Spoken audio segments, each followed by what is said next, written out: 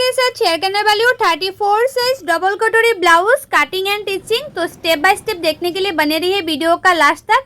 तो ये है अस्तर का फैब्रिक। अस्तर का फैब्रिक को मैंने 2 फोल्ड करके रखा है और ये है फुल मेजरमेंट स्क्रीन पे है, आप लोग देख सकते हो। तो मैं पहले कटिंग करूँगी बैक पार्ट। तो बैक पार्ट का जो लेंथ है वो ले लूँगी 15 इंच और ये जो ब्लाउज होगा उसका रेडी लेंथ है 14 इंच। तो मैंने 1 इंच एक्स्ट्रा लिया है सिलाई मार्जिन के लिए, तो हो गया था 15 इंच। और शोल्डर ले लूँगी 5 इंच।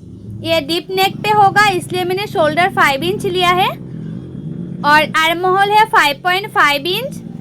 जितना मैंने शोल्डर लिया था उससे हाफ इंच ज़्यादा लिया है आर्म होल के लिए। और चेस्ट है 34 इंच। 34 को 4 से डिवाइड करने से होता है 8.5 इंच। और एक्स्ट्रा ले लूँगी 2 इंच। इस तरह से मैंने मार्किंग भी कर दूँगी सीधा करते हुए। और बैक पार्ट में आर्म होल की गुलाई के लिए आप लोग हमेशा 1.5 इंच लेना। तो मैंने इस तरह से 1.5 इंच लिया है और जितना मैंने आर्म होल लिया था आर्म होल को हाफ करते हुए इस तरह से गुलाई का शेप दे दिया है। इसी तरह से गुलाई का शेप दे दिया है। और नेक विड्थ लिया है मैंने 2.5 इंच। नेक का चौड़ाई मैंने 2.5 इंच लिया है। आप लोग चाहे तो 2 इंच भी ले सकते हैं नेक का चौड़ाई। और नेक डीप लिया है मैंने 10.5 इंच।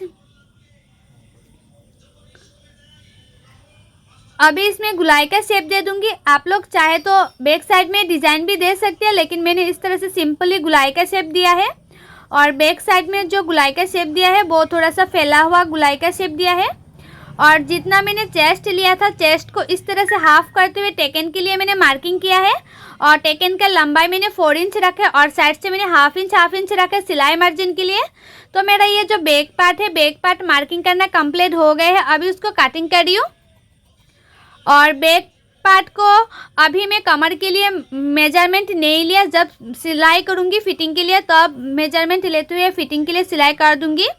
तो मेरा ये जो बैक पार्ट है वो कटिंग करना कंप्लीट हो गए है। अभी मैं फ्रंट पार्ट कटिंग करूँगी। तो फ्रंट पार्ट के लिए जो फैब्रिक है वो मैंने 2 फोल्ड करके रखा है। आप लोग हमेशा ब्लाउज कटिंग करने टाइम 2 फोल्ड करते हुए रखना फैब्रिक को। तो जो फ्रंट पार्ट है फ्रंट पार्ट का लेंथ रखा है मैंने 16 इंच।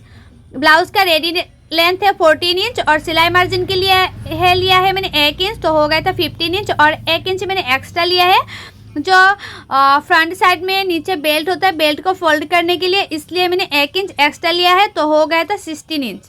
तो लेंथ लिया था मैंने 16 इंच और शोल्डर लिया था मैंने 5 इंच। आर्म होल लिया 5.5 इंच और चेस्ट है 34 इंच। 34 को 4 से डिवाइड करने से होता है 8.5 इंच और एक्स्ट्रा ले लिया मैंने 2 इंच।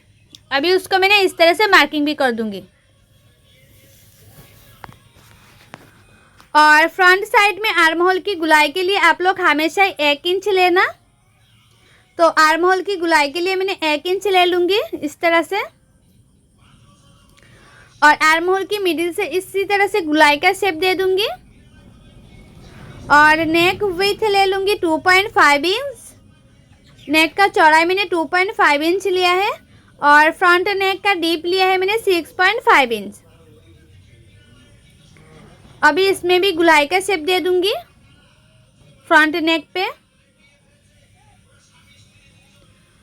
और बेल्ट के लिए मैं मार्किंग किया है, मतलब शोल्डर से नीचे तक 11.5 में एक मार्किंग किया है। और नीचे का जो पार्ट है वो बेल्ट होगा। अभी मैं कटोरी लूँगी। तो कटोरी के लिए आप लोग हमेशा बोलती हो कि कटोरी में कैसे लेती हूँ। तो आपका जो चेस्ट है चेस्ट को 6 से डिवाइड करना पड़ता है। चेस्ट को 6 से डिवाइड करने से हमको जितना मिलता है इतना ही लेना पड़ता है कटोरी के लिए। तो मैंने चेस्ट को 34 को 6 से डिवाइड किया है तो हो गया था 5.6 इंच। तो मैंने कटोरी के लिए लिया है 5.6 इंच।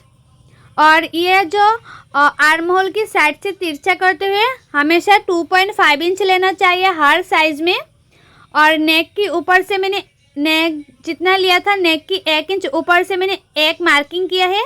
ये भी सूत्रों के अनुसार होता है। तो मैंने तीनों मार्किंग को इस तरह से गुलाई का शेप दे दिया है। और जितना मैंने कटोरी लिया था कटोरी को इस तरह से मैंने हाफ करते और एक मार्किंग कर दिया है।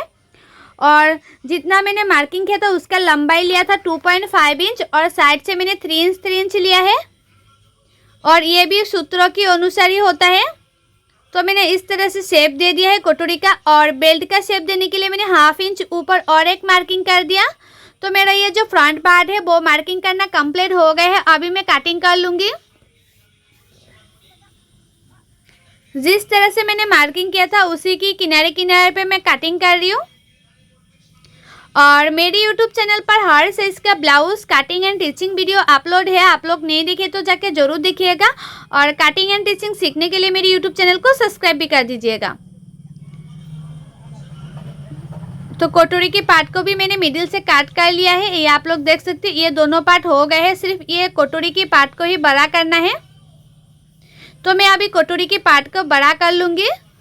तो कटोरी के पार्ट के लिए भी ये जो फैब्रिक है वो 2 फोल्ड में रखना चाहिए। और आप लोग हमेशा कटोरी को तिरछा करते हुए रखना। मतलब जो कटोरी का फैब्रिक है, फैब्रिक को आप लोग हमेशा तिरछा करते हुए इस तरह से रखना। और कटोरी के चारों ओर इस तरह से किनारे किनारे पे मार्किंग कर देना। तो मैंने किनारे किनारे पे मार्किंग कर दिया है। और नीचे की साइड से मैंने 1 इंच बढ़ा किया है। इस तरह से नीचे की साइड से मैंने 1 इंच बढ़ा किया है। और ऊपर की साइड से मैंने 1/2 इंच बढ़ा कर लूँगी।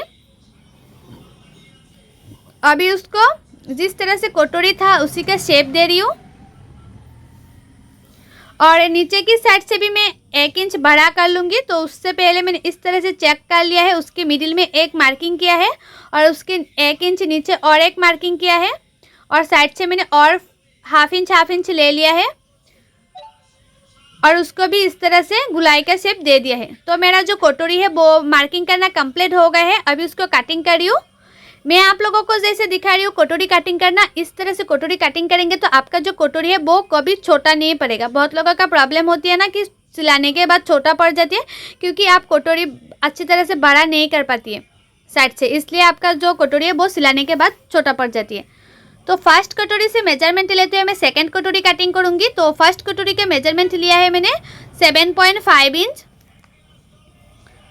अभी सेकंड कटोरी में कटिंग करूँगी। तो लंबाई में ले लूँगी 7.5 इंच। और सेकंड कटोरी के लिए चौड़ाई में लिया है मैंने 4 इंच। यह भी सूत्रों के अनुसार ही होता है। 4 इंच लिया है। तो उसको भी मैं एक बॉक्स की तरह बना लूँगी। और कि इस साइड से नीचे से मैंने 1 इंच नीचे एक मार्किंग कर दिया है। और ये साइड से भी 1 इंच नीचे और एक मार्किंग कर दिया है। और नीचे से मैंने 1/2 इंच ऊपर और एक मार्किंग कर दिया है। और नीचे का जो पार्ट है वो होगा बेल्ट का पार्ट। और जो फर्स्ट कटोरी है, फर्स्ट कटोरी को इसी तरह से रखते हुए मैंने इस तरह से गुलाई का शेप दे दिया है। तो मेरा सेकंड कटोरी भी रेडी हो गया है। अभी उसको कटिंग कर रही हूँ। तो मेरा ये जो फर्स्ट कटोरी और सेकंड कटोरी है वो कटिंग करना कंप्लीट हो गया है। उसके बाद आप लोग एक बार चेक कर लेना उसका जो शेप है वो अच्छी तरह से आया कि नहीं। तो आप लोग देख सकते हो उसका जो शेप है कितना अच्छी तरह से आया है। तो जो कटोरी है वो कटिंग करना कंप्लीट हो गया है। अभी कटिंग करना है स्लीप। तो ये पफ स्लीप होगा। तो मैं डायरेक्ट मेन फैब्रिक में स्लीप के लिए कटिंग करूँगी। तो मैंने पहले स्लीप के लिए मतलब मेजरमेंट ले लेती हूँ। तो ऊपर से 1/2 इंच छोड़ते हुए मेजरमेंट लेना है। तो आया है 9 इंच। तो अभी मैं डायरेक्ट मेन फैब्रिक में कटिंग करूँगी स्लीप के लिए। ये पॉप स्लीप होगा। तो इसलिए जो फैब्रिक है, फैब्रिक को मैंने 2 फोल्ड करके रखा है स्लीप के लिए। आप लोग देख सकती हो। तो 7 इंच में इस तरह से एक मार्किंग कर दिया है। 7 इंच में लंबाई। तो जो स्लीव है उसका लंबाई मैंने 7 इंच में रखा है। और देखो 5 इंच लिया है मैंने एक्स्ट्रा करके, क्योंकि ये जो 5 इंच मैंने एक्स्ट्रा लिया है वो होगा पॉफ स्लीप के लिए। और उसके बाद जो हमारा स्लीप के लिए मैंने मेजरमेंट लिया था 9 इंच। तो मैंने 9 इंच पे चौड़ाई में और 9 इंच ले लिया था। और जितना स्लीप का लंबाई लिया था, लंबाई से 3 इंच नीचे और एक मार्किंग कर दिया है। तो मैंने सीधा मार्किंग कर दिया। और ये साइड से 2 इंच पे और एक मार्किंग कर देना। और ऊपर की साइड से 1 इंच पे और एक मार्किंग कर देना। अभी इस तरह से एक तिरछा करते हुए मार्किंग कर देना है। और जैसे स्लीव होता है नॉर्मल स्लीव की जैसा ही शेप देना पड़ता है। तो मेरा शेप देना कंप्लीट हो गए है। और मुहूरी है 5 इंच और एक्स्ट्रा ले लूँगी 2 इंच। अभी उसको इस तरह से मार्किंग कर दूंगी। जैसे मैंने नॉर्मल स्लीप कटिंग किया है वैसे ही कटिंग किया है, सिर्फ साइड से मैंने हाफ मतलब 5 इंच एक्स्ट्रा लिया है पफ देने के लिए। तो देखो मैंने इसी तरह से कटिंग कर लिया पफ स्लीप के लिए।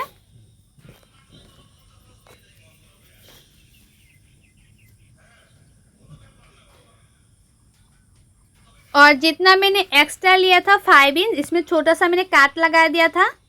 और जो फ्रंट साइड में हाफ इंच अंदर रखते हुए कटिंग करना चाहिए ना स्लीप का, वो मैंने अभी कटिंग नहीं किया है, बाद में कटिंग कर लूँगी। तो देखो स्लीप इस तरह से हुआ है, स्लीप का लंबाई। तो दोनों स्लीप हो गए हैं। अभी मेन फैब्रिक में अस्तर का फैब्रिक कटिंग करूँगी, मतलब मेन फैब्रिक में बैठाते हुए अस्तर का फैब्रिक की किनारे किनारे पे मेन फैब्रिक को कटिंग करूँगी। जो अस्तर का फैब्रिक है मैं थोड़ा सा बड़ा रखते हुए कटिंग कर रही हूँ ताकि सिलाने में आसानी हो, इसलिए आप लोग हमेशा ही मेन फैब्रिक को हाफ इंच ज़्यादा रखते हुए कटिंग करना। ज़्यादा रखते हुए कटिंग करेंगे तो सिलाने में बहुत ही आसानी होगा। तो ये जो फैब्रिक है वो कटिंग करना कंप्लीट हो गए हैं मेन फैब्रिक। अभी मैं मशीन पे चले जाऊंगी। तो मैं मशीन पे आ गई। अभी एक एक पार्ट को मैं सिलाई करूंगी। तो अभी मैं पहले सिलाई करूंगी बैक पार्ट। तो बैक पार्ट को इस तरह से रखा है और किनारे किनारे पे मैं सिलाई करूंगी। जो अस्तर का फैब्रिक है, अस्तर का फैब्रिक की किनारे किनारे पे, नेक की किनारे किनारे पे मैं सिलाई कर रही हूँ। मिडिल में सिलाई करना नहीं है, सिर्फ किनारे किनारे पे सिलाई करना है। अस्तर का फैब्रिक का जो नेक है, नेक के किनारे किनारे पे सिलाई करना है। तो मैंने एक सिलाई कर दिया है और उसके बाद उसके किनारे किनारे पे जो एक्स्ट्रा फैब्रिक है वो मैं कट कर लूँगी। एक्स्ट्रा फैब्रिक को, जो मेन फैब्रिक है एक्स्ट्रा वो कट कर रही हूँ। जो अस्तर का फैब्रिक है वो कटिंग करना नहीं है, तो कट कर लिया है। अभी मैं छोटा छोटा इस तरह से कट कर भी लिया है ताकि उल्टाने में आसानी हो। अभी उसको इस तरह से उल्टा करते हुए जो अस्तर का फैब्रिक है उसकी किनारे किनारे पे एक एक सिलाई कर दूंगी। जो अस्तर का फैब्रिक है उसकी किनारे किनारे पे सिलाई करना है सिर्फ। तो सिलाई कर लिया है किनारे किनारे पे। अभी उसको उल्टा करते हुए जो अस्तर का फैब्रिक है उसकी किनारे किनारे पे सिलाई कर लूँगी। अस्तर का फैब्रिक की किनारे किनारे पे मैंने सिलाई कर लिया है और अभी जो अस्तर का फैब्रिक है उसको चारों ओर में सिलाई कर लूँगी। चारों ओर सिलाई कर लूँगी किनारे किनारे पे।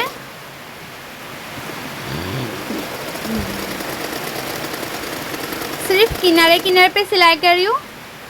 सो फ्रेंड्स, बाहर बहुत ज़्यादा बारिश हो रही है तो इसलिए साउंड हो रही है, तो साउंड को इग्नोर करना।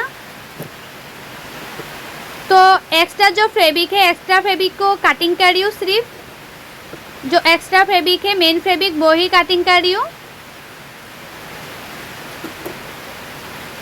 तो बैक पार्ट जो नेक है वो सिलाई करना कंप्लीट हो गया है। अभी नेक में थोड़ा सा डिज़ाइन दिखाने के लिए, मतलब नेक में अच्छा देखने के लिए मैंने इस तरह से लेस लगा रही हूँ। आप लोग भी चाहे तो इस तरह से लेस लगा सकती हैं या नहीं भी लगाए फिर भी चलेगा।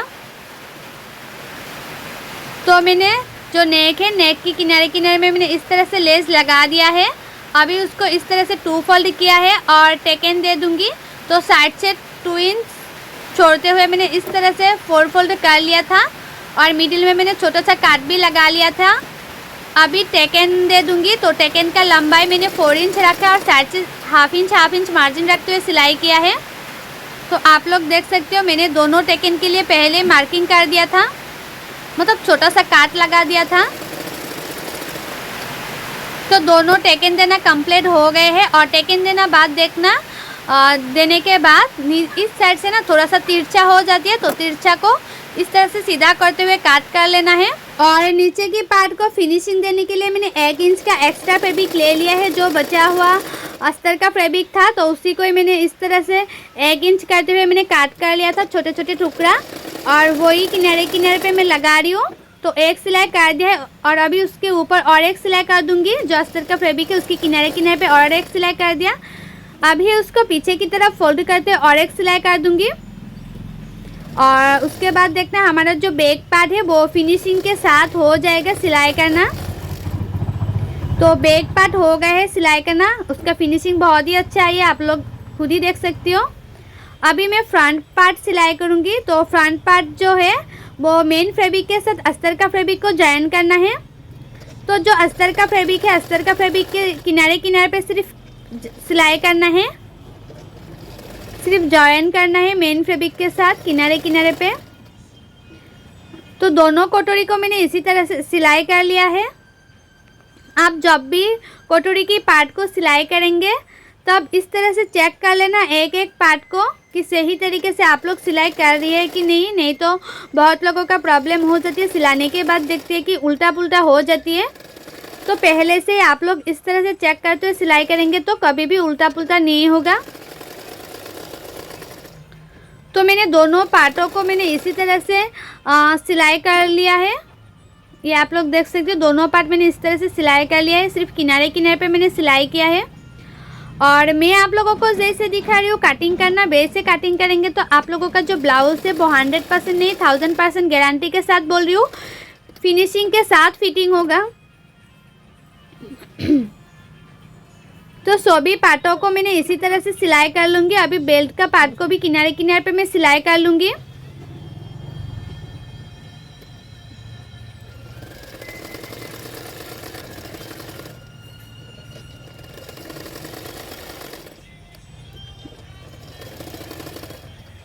तो जो बेल्ट पार्ट है वो भी सिलाई करना कंप्लीट हो गए हैं, आप देख सकते हो।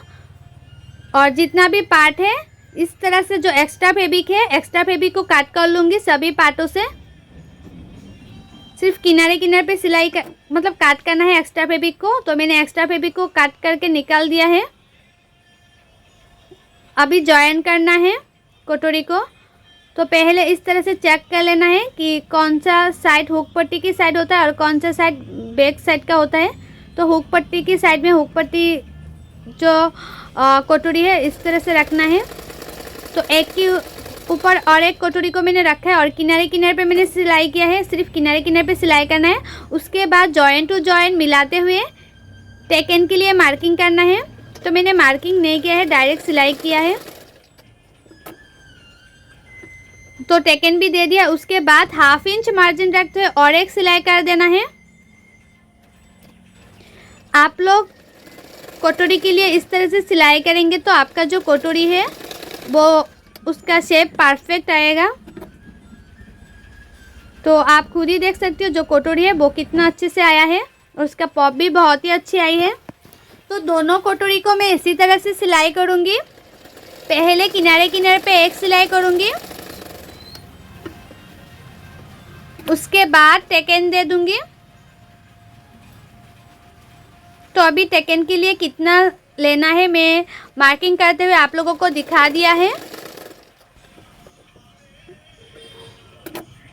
और उसके बाद 1/2 इंच मार्जिन रखते हुए और एक सिलाई कर दूंगी। सिर्फ 1/2 इंच मार्जिन रखते हुए सिलाई करना है।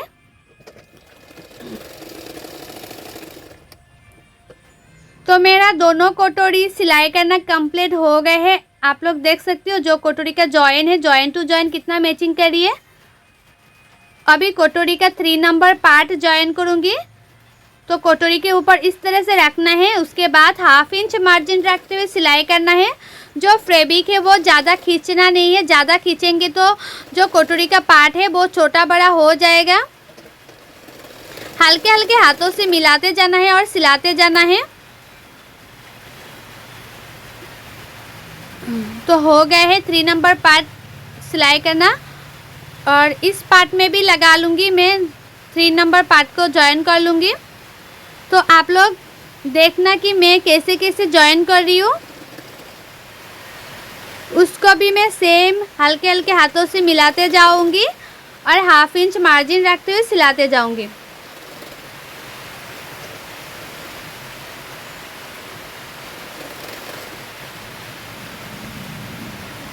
तो ये पार्ट को भी सिलाई करना कंप्लीट हो गया है। अभी मैं बेल्ट लगाऊंगी। तो बेल्ट को इस तरह से रखना है और दोनों पार्टों को मिलाना है और किनारे पे सिलाई करना है।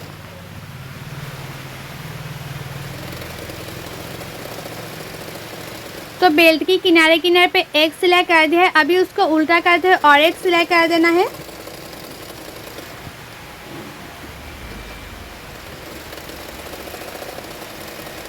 और उसके पास में मैंने और एक सिलाई कर दिया था। तो देखो हो गए है एक साइड का पार्ट। अभी इस पार्ट में भी मैं बेल्ट लगा लूँगी। मैं आपको दोनों बेल्ट या कटोरी जॉइन करके दिखा रही हूँ ताकि आप लोगों को कोई गलती ना हो कि एक पार्ट छोटा पड़ जाए और एक पार्ट बड़ा हो जाए, क्योंकि कटोरी की पार्ट छोटा बड़ा हो जाएगा तो उसका जो फिटिंग है वो अच्छा नहीं आएगा। दोनों पार्ट बराबर होना चाहिए। और आप लोग हमेशा ये दोनों पार्टों में जितना मतलब एक पार्टों में जितना मार्जिन रखा है दूसरा पार्टों में इतना ही मार्जिन रखिएगा। एक पार्ट में ज़्यादा मार्जिन रखिएगा और एक पार्ट में कम मार्जिन रखेंगे तो जो पार्ट है वो छोटा बड़ा हो जाएगा। तो दोनों पार्ट कंप्लीट हो गए हैं सिलाई करना। अभी जो बैक पार्ट है बैक पार्ट से फ्रंट पार्ट का लंबाई ले लूँगी। तो जितना लंबाई है लंबाई करते हुए जो बेल्ट है बेल्ट के नीचे मैंने फोल्ड कर लिया है। आप लोग जो फ्रंट पार्ट है फ्रंट पार्ट की सिलाने से पहले बैक पार्ट से फ्रंट पार्ट की लंबाई देख लेना कि ज़्यादा लंबाई तो नहीं है। आप लोग हमेशा चेक करते हुए सिलाई करेंगे तो फ्रंट पार्ट और बैक पार्ट कभी छोटा बड़ा नहीं होगा, दोनों पार्ट सेम सेम होगा। तो उस पार्ट को भी मैं इस तरह से चेक कर लूँगी कि कितना मार्जिन रखते हुए बेल्ट को सिलाई करना है। तो मैंने इसी तरह से मार्किंग करते हुए सिलाती हूँ। बहुत लोगों का प्रॉब्लम होती है कि फ्रंट पार्ट छोटा पड़ जाती है बैक पार्ट बड़ा हो जाती है। आप लोग हमेशा इस तरह से चेक करते हुए सिलाई करेंगे तो आप लोगों का जो front part and back part है वो कभी छोटा बड़ा नहीं होगा।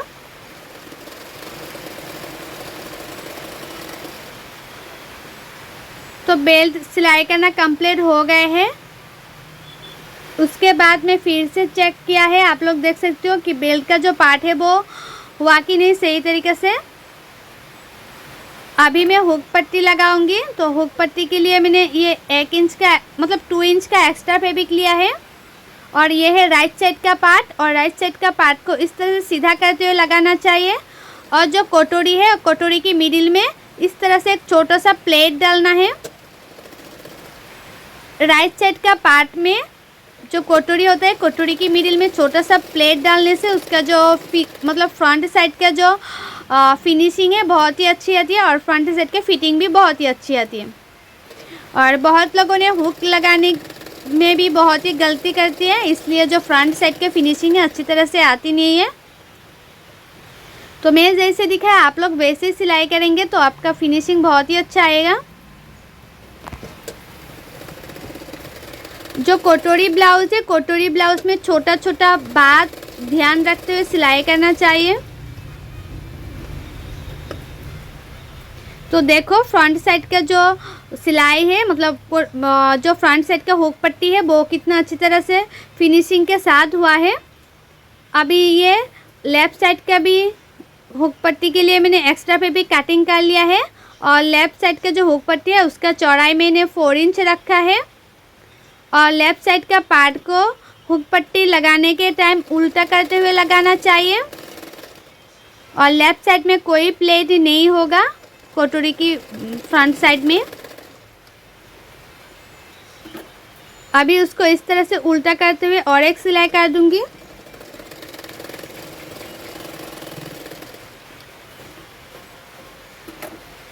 अभी उसको फ्रंट साइड में इस तरह से फोल्ड करते हुए और एक सिलाई कर दूंगी। उसके बाद देखना जो फ्रंट साइड का हुक पट्टी का फिनिशिंग है कितनी अच्छी से आती है। बहुत लोगों ने ये गलती करती है कि फ्रंट साइड का जो हुक पट्टी है वो अच्छी तरह से सिलाई करती नहीं है, तो उसी की वजह से भी जो फ्रंट साइड का फिटिंग है वो अच्छी तरह से आती नहीं है।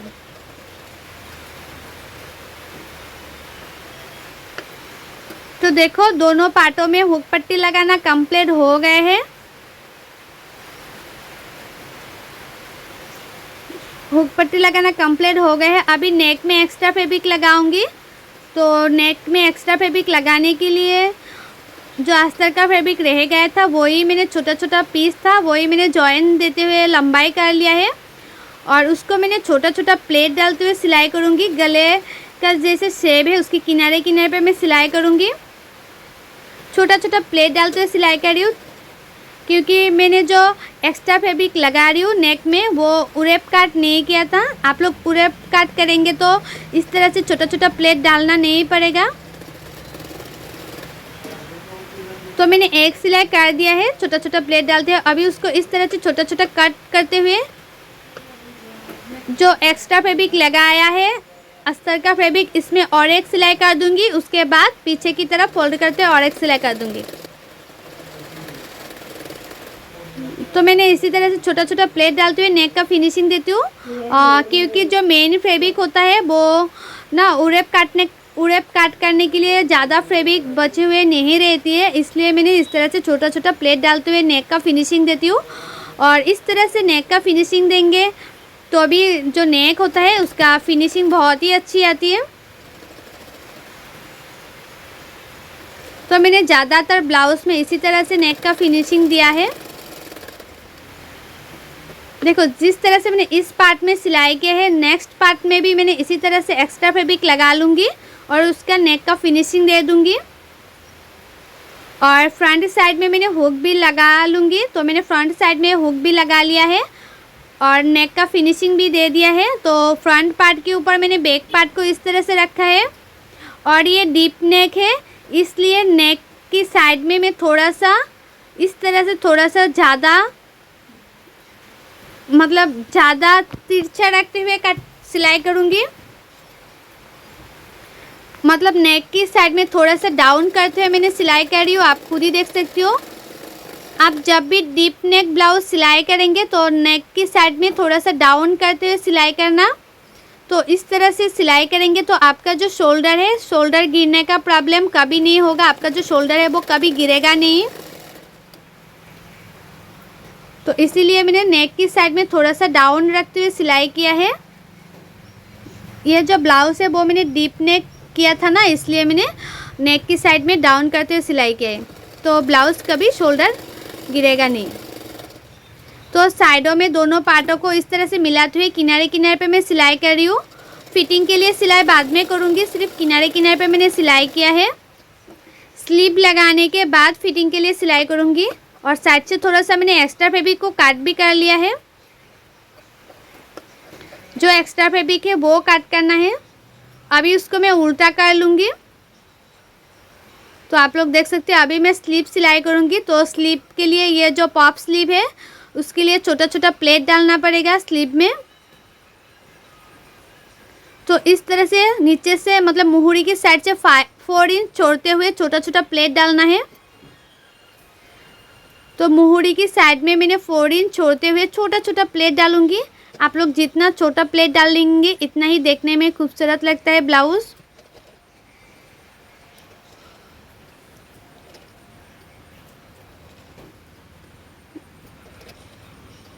तो मैंने छोटा छोटा प्लेट डाल दी हूँ, आप लोग देख सकते हो।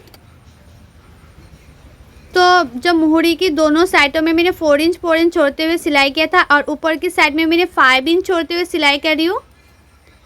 ऊपर की साइड में 5 इंच साइड से छोड़ते हुए छोटा छोटा प्लेट डालना है और दोनों स्लीव में इसी तरह से सिलाई करूँगी।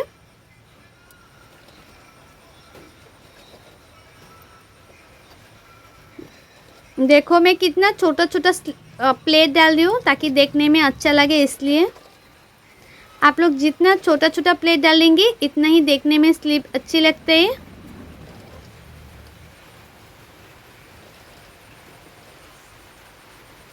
और उसको चेक भी कर लेना है कि ऊपर की तरफ कितना तक सिलाई किया है।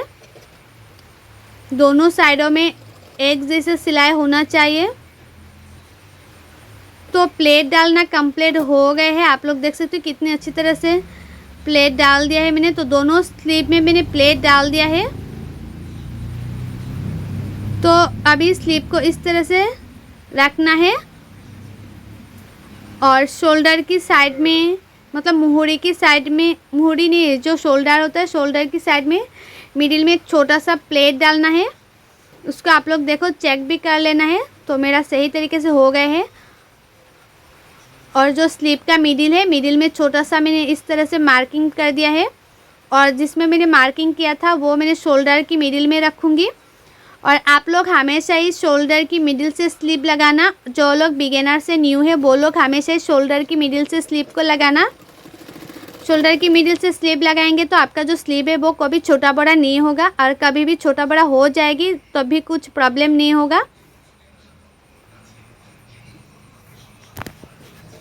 और मैं आपको जैसे कटिंग दिखाया है वैसे करेंगे तो आप लोगों का जो कटिंग करने का प्रॉब्लम है वो कभी छोटा बड़ा नहीं होगा। और जो लोगों को कटिंग करने में दिक्कत आती है, कटिंग करना नहीं आती है एंड कटिंग करना टाइम नहीं मिलता है, वो लोग फॉर्मा भी ऑर्डर कर सकते हैं। फॉर्मा रखकर ब्लाउज़ आसान तरीके से कटिंग भी कर सकते हैं। और फॉर्मा रखकर ब्लाउज़ कटिंग करने से जो फैब्रिक है बहुत ही कम लगता है और टाइम भी बहुत ही कम लगता है। तो आप लोग चाहे तो फॉर्मा भी ऑर्डर कर सकते हैं। मेरे पास हर साइज़ का ब्लाउज़ का फॉर्मा अवेलेबल है और हर जगह पे हो जाएगी डिलीवरी।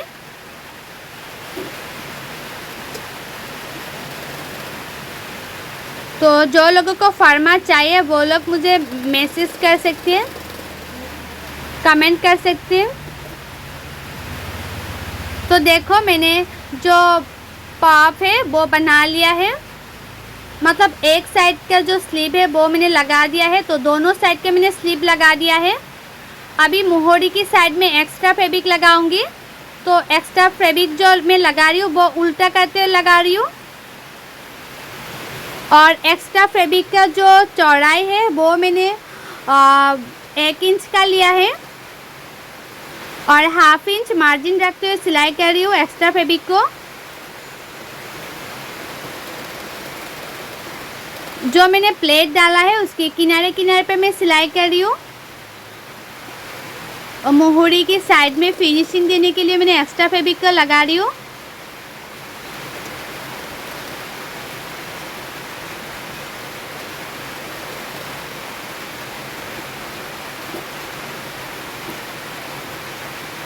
अभी उसको इस तरह से उल्टा करते और एक सिलाई कर दूंगी। फ्रंट साइड में मैं इस तरह से उल्टा कर रही हूँ, मतलब फोल्ड कर रही हूँ फ्रंट साइड में।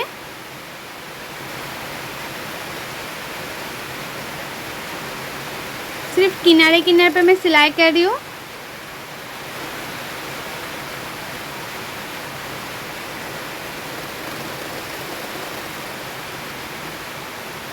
तो एक्स्ट्रा फैब्रिक मोहरी की साइड में लगाना कंप्लीट हो गए हैं। कितना फिनिशिंग से हो गए हैं आप लोग खुद ही देख सकते हो। तो दोनों साइडों में मैं इसी तरह से जो एक्स्ट्रा फैब्रिक है मोहरी की साइड में लगा दिया है। अभी उसको मैं उल्टा कर लूँगी और फिटिंग के लिए सिलाई कर लूँगी। और जितना आपका चेस्ट है इतना इस तरह से मार्किंग कर लेना। और नीचे कमर के लिए भी जितना आपका कमर है कमर के लिए इस तरह से मार्किंग कर लेना। तो मैंने कमर और चेस्ट को मार्किंग कर लिया था। अभी उसको इस तरह से सीधा करते और एक मार्किंग कर लिया। और मोहरी मतलब स्लीव का मोहरी जितना है इतने में मार्किंग कर लेना है। तो मैंने मार्किंग कर लिया है। अभी फिटिंग के लिए सिलाई कर रही हूँ। तो दोनों साइडों में मैं फिटिंग के लिए सिलाई कर दूंगी।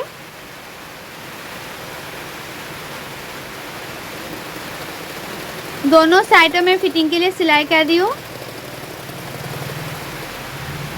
तो दोनों साइडों में सिलाई करना फिटिंग के लिए हो गए हैं। और थोड़ा सा एक्स्ट्रा फैब्रिक को मैं किनारे से काट कर रही हूँ। थोड़ा सा मैं एक्स्ट्रा फैब्रिक को काट कर लूँगी। मुझे एक्स्ट्रा फैब्रिक इतना नहीं चाहिए तो मैंने एक्स्ट्रा फैब्रिक को थोड़ा सा काट कर लिया है। और जो फैब्रिक है किनारे से मैंने इस तरह से फोल्ड करते हुए अंदर रखते हुए सिलाई कर रही हूँ ताकि धागा निकल के ना आए, इसलिए। तो फिटिंग के लिए सिलाई करना कंप्लीट हो गया है। तो बैक साइड में मैं इस तरह से डोरी लगाऊंगी। और ये जो डोरी लटकन है उसका full cutting and teaching video मेरे यूट्यूब चैनल पर अपलोड है ऑलरेडी, आप लोग जाके ज़रूर देखिएगा। और जितना शोल्डर है शोल्डर से 2 इंच नीचे हमेशा ही डोरी लगाना चाहिए। शोल्डर से 2 इंच नीचे बैक पार्ट में डोरी लगाना चाहिए आप लोग हमेशा 2 इंच नीचे डोरी लगाना। तो दोनों डोरी लगाना कंप्लीट हो गए हैं। और ये देख सकते हो जो लटकन है बहुत ही खूबसूरत लगता है। तो ये है फाइनल लुक ब्लाउज़ का। ये पॉप स्लीव आप लोग देख सकते हो कितना अच्छे से पॉप बन के हुआ है, रेडी हुआ है ये पॉप। और फ्रंट साइड में ये जो फिनिशिंग है बहुत ही अच्छा आया है, कोई झोल नहीं आया है आर्म होल की साइड में और फ्रंट साइड में। और ये जो कोटोरी है, कोटोरी का जॉइंट टू जॉइंट कितना मैचिंग कर रही है। फ्रंट साइड का जो लुक है बहुत ही अच्छा है, उसका फिनिशिंग भी बहुत ही अच्छा आए है फ्रंट साइड का एंड बैक साइड का।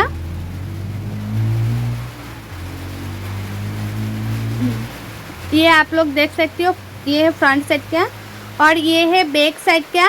बैक साइड का भी बैक साइड में थोड़ा सा भी झूल नहीं आया है, आप लोग देख सकते हो खुद ही। और पॉप स्लीव बहुत ही अच्छे लग रहे हैं।